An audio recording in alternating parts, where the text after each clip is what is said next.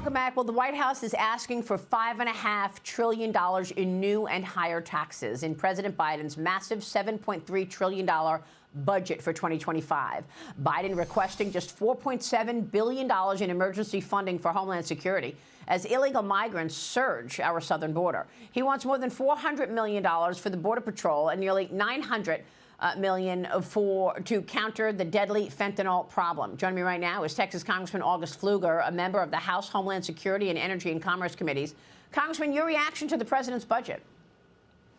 Well, Maria, thank you for having me on this morning. It's no surprise it worsens our economic situation. He raises taxes. They're going to increase the debt and deficit by $34 trillion over the next 10 years, or $18 trillion to get to $50 trillion total in our debt.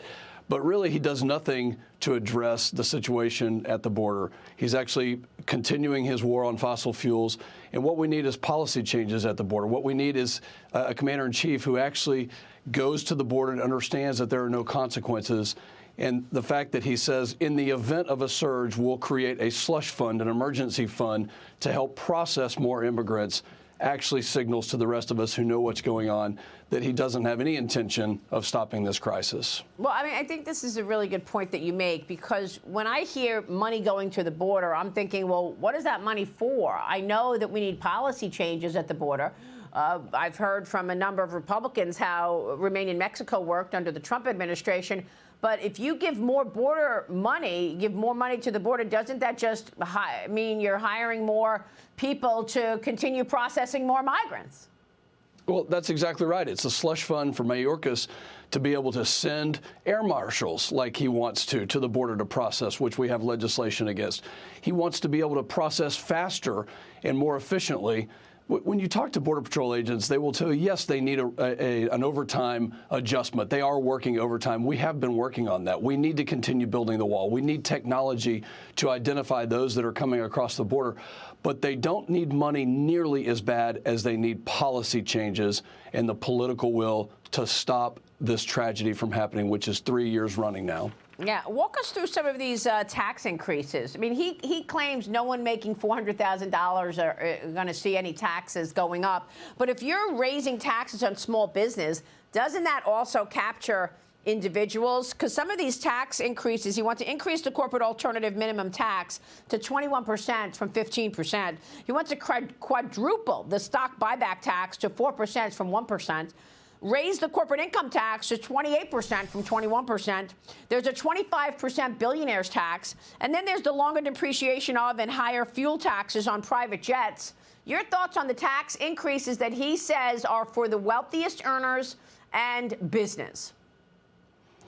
Well, it's obvious when you compare and contrast that with the 2017 Tax Cuts and Jobs Act, which Kevin Brady championed in the House of Representatives, which increased revenue and lowered taxes for every single American, that their approach is completely opposite.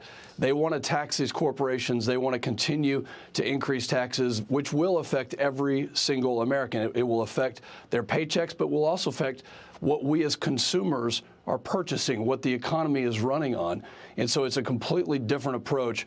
But the fact is, they're going to raise $75–80 trillion in taxes over the next 10 years, as opposed to Republican plans where we're going to spend less and we are going to continue to bring your taxes down, acknowledging that that's the way that you increase revenues, that you unleash American energy, that you unleash small businesses, that you don't heft these taxes on the corporations which are employing thousands of people. So it's a completely different approach. But I think the one thing we can agree on, Maria, is they're acknowledging that there is a problem with the economy and the fundamentals of our economy with this budget. Well, a completely different approach in terms of how to allocate money. So, you know, the Biden team wants to spend money on the climate change agenda. Kill fossil fuels. The Republicans want to tap into the U.S. energy capacity and secure the border. A new Gallup poll reveals 55% of Americans see illegal immigration as a critical threat to the United States. The president told reporters yesterday that he's counting on the border crisis to solve itself. Watch this. I got to get your reaction to this exchange. Mr. President, when is an border executive action coming? An executive action on the border. Count on the border action happening by itself, the passing it. Happens by itself, Congressman. This again falls in the category of you can't make this up. Here's our chief executive, the commander-in-chief, with a nonsensical reply.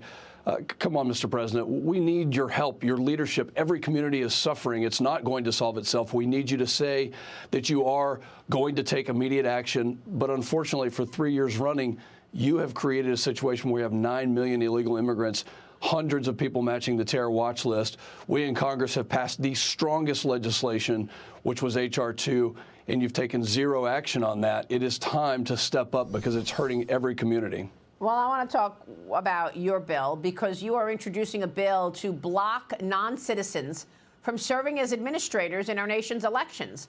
I mean, this seems practical to me. Of course, you want citizens to be doing this kind of work, but just last month, San Francisco appointed a Chinese national, Kelly Wang, to serve on its Federal Election Commission. They actually did the ceremony in Chinese.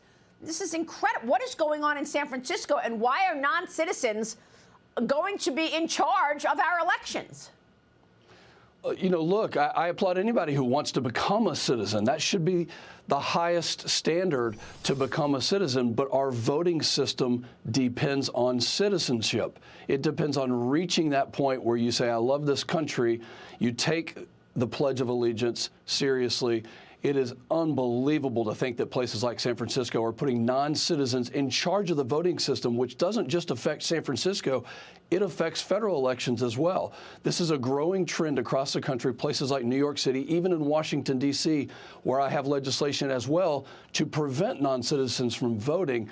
We need to make sure that our voting system is elevated to the level of citizenship, and anyone that is running it, participating in it, oversight over that system, including registering new voters, is a citizen. In this case, if you read the interview, this lady in California said that she wanted to represent the interest of all non-citizens because they have a stake in our voting system. Listen, we have got to make sure that we keep our voting system and the integrity of it completely pure when it comes to citizenship as the definite ultimate gold standard. Yeah, but Congressman, come on. Is this really going to pass? I mean, you and your colleagues could not even get Senator Haggerty's amendment passed, and he was just barring illegal aliens from being counted in allotting congressional seats and the Electoral College votes. This happened this week. It failed in the Senate. Listen to what Senator Haggerty told me on this program right here yesterday. Watch. They want these illegal migrants in here to create more electoral power for them in their blue states. They're basically creating sanctuary cities to be a magnet so these people will disproportionately flow to these blue states. They're shipping them there as rapidly as they can. Since Joe Biden came into office, the estimates are as high as 10 million people that have come in here. That would be 13 extra congressional districts if you allocated them the right way. This is a tremendous amount of power that the Democrats are bringing in. So is that what this is about, Congressman, getting illegals to vote? Is that why we have an open border, so the Democrats have more voters on their side? And if so, what are you going to do about it? Well, I think this bill is one step in the right direction. I mean, you're right. Is President Biden going to sign this into law when he literally has opened our borders to millions of people? Probably not, but that still doesn't mean that we don't take action. We are going to take action. I hope that the Senate will look at this and take action. But the fact is, Maria, we do have a big problem. The deconstruction of the rule of law at the border has been a problem. It's going to be their legacy, and it's going to be the top issue on the ballot in November with Republicans having real solutions. All right, we'll be watching all of that. Congressman, it's always a pleasure to catch up with you. Thank you, sir. Thank you, Maria.